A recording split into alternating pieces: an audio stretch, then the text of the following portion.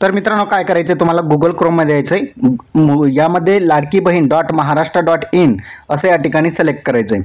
आता या ठिकाणी तुम्हाला संपूर्ण अर्ज दाखवेल. आतापर्यंत या पोर्टलवर 50 लाखपेक्षा अधिक अर्ज आलेले आहेत. त्यामधील 2674 अर्ज अप्रूव्ह झालेले आहेत. आता तुम्हाला तुमचं अर्ज मंजूर झाले का, अप्रूव्ह झालं का ते चेक करण्यासाठी तुम्हाला या ठिकाणी अर्जदार लॉग इन या बटनावर क्लिक करायचं आहे. यावर क्लिक केल्यानंतर तुमच्यासमोर या ठिकाणी लॉग इन डिटेल विचारेल आणि कॅप्चा विचारेल. या दोन बाबी भरून तुम्हाला फक्त लॉग इन या बटनावर क्लिक करायचं आहे. आपण लॉग इन या बटनावर क्लिक केल्यानंतर आपला लॉग इन सक्सेसफुलीचा या ठिकाणी ऑप्शन दाखवेल.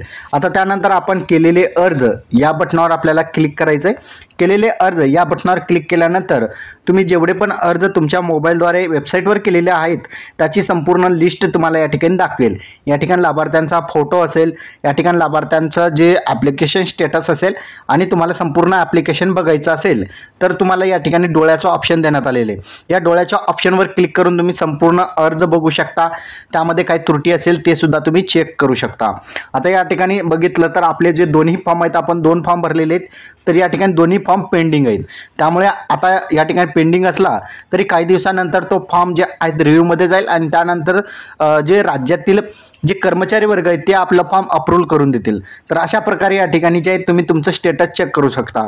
आता हे पेंडिंग नंतर रिव्ह्यूचा ऑप्शन येईल, लक्षात ठेवायचं आहे, आणि त्याच्यानंतर अप्रूव्हलचा ऑप्शन येईल. या 3 बाबी अंतर्गत तुमचा फॉर्म या ठिकाणी अप्रूव्ह होतो. तर अशा प्रकारे तुम्ही स्टेटस चेक करू शकता. स्टेटस कशा प्रकारे आहे तुम्ही चेक करा तुमचा सुद्धा. आणि हा व्हिडिओ तुम्हाला कसा वाटला कमेंटमध्ये सांगायचा विसरू नका. चॅनलवर नवीन असाल चॅनलला सबस्क्राईब करून साईडच्या नोटिफिकेशन बेलला प्रेस करा. धन्यवाद.